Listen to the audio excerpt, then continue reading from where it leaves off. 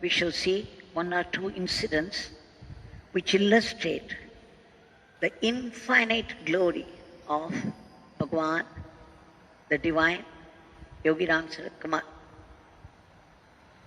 Though he called himself a dirty beggar, a dirty sinner, a lazy sinner, a crazy sinner, we have been going through several leelas of Bhagwan,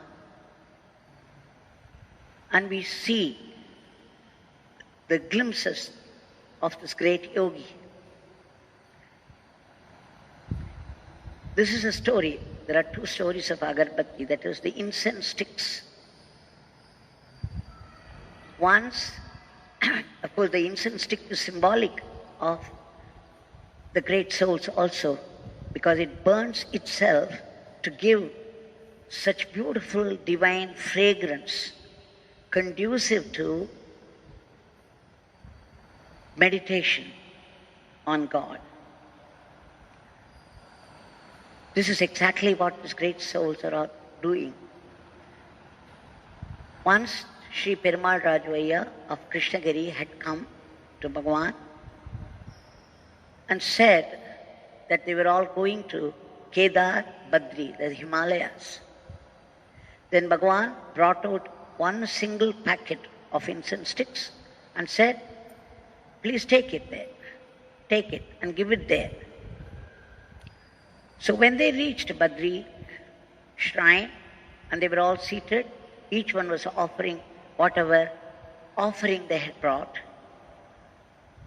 After everybody offered everything that they had brought, the pujari asked, has anybody brought a packet of agarbatti? And suddenly they remembered, Shri Perumal Rajavaiya and his group remembered what Bhagwan had sent. And then there was a little agitation. They were thinking, have we forgotten to bring it? Or even if you brought it, have we kept it in the room and not brought it here? My God, we have forgotten. How bad of us.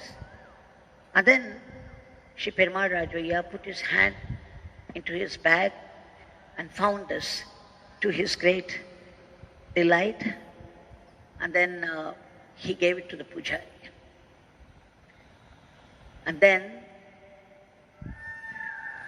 it dawned on all those people around there, and to us also who are going through, we who are reliving this experience of others,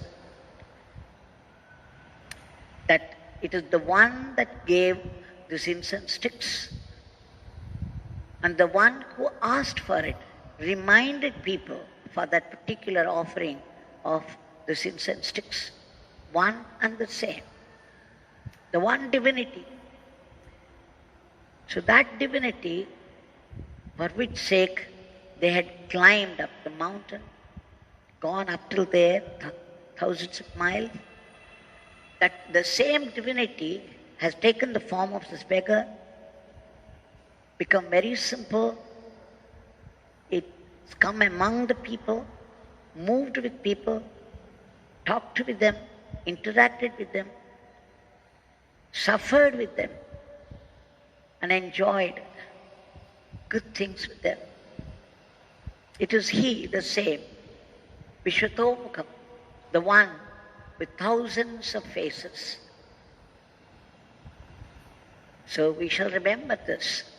This is Swami is the all-pervasive, all-knowing, all-powerful divine. The other incident is somewhat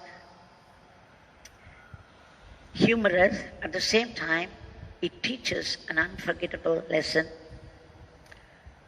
that Swami's Purvashma, that is, before Bhagwan became one with God, before he became the universal being,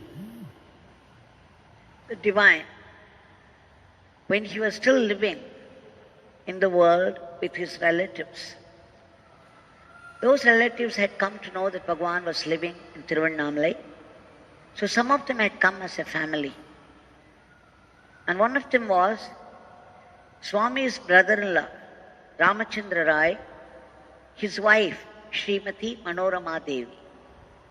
Swami had great love for her and great respect for her for some reason which she must have deserved in some way, otherwise this kind of response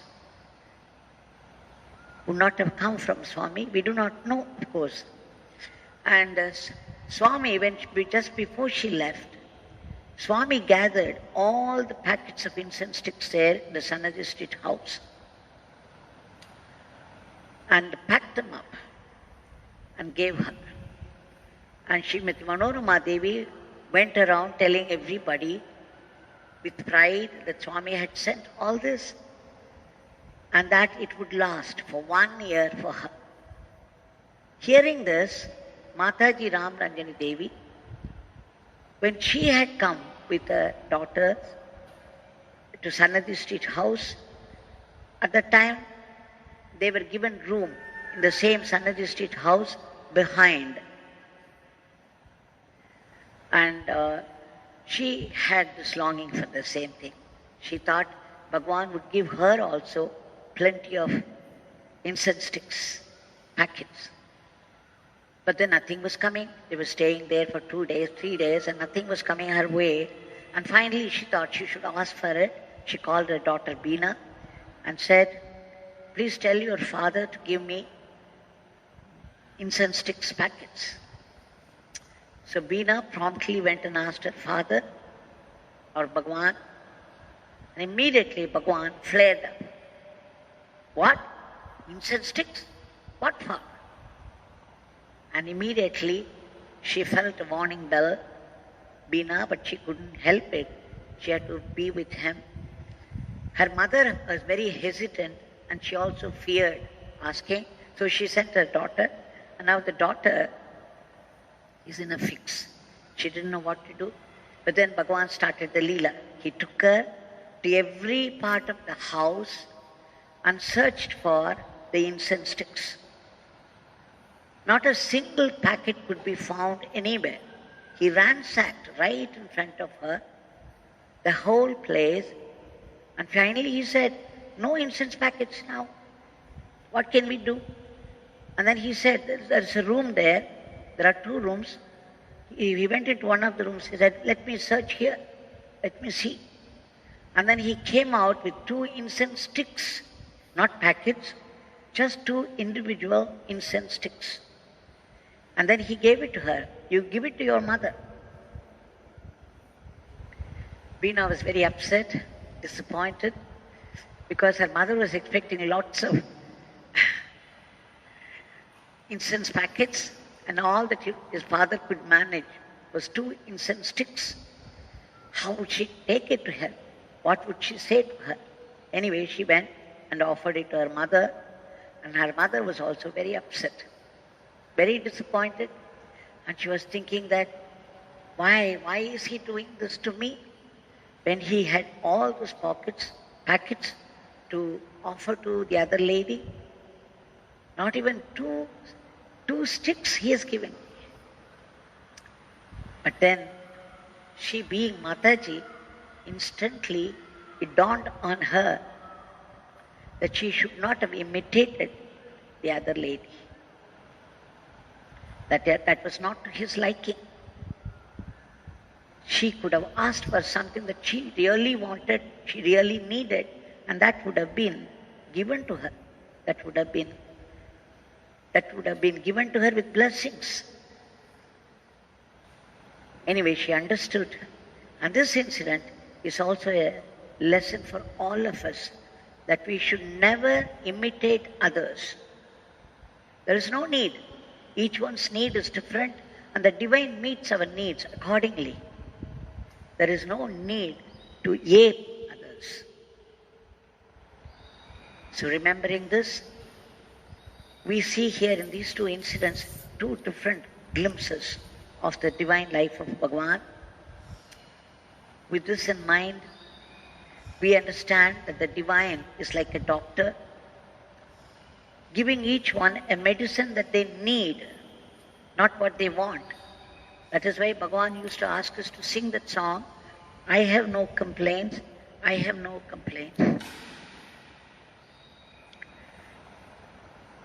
when the divine is there to give me what I need, it may not give me what I want, but it will definitely give me what I need.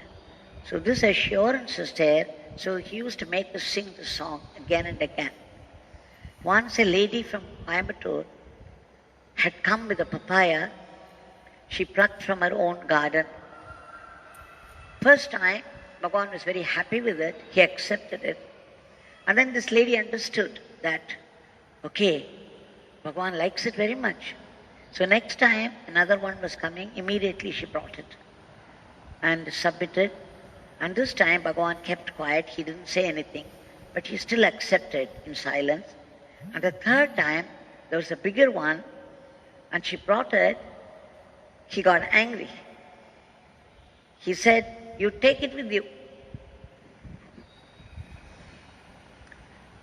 He treated her in such a way that she understood the message, that he did not want any repetition of this anymore. But we are every day repeating this prayer because we need to. And Bhagavan will do the needful.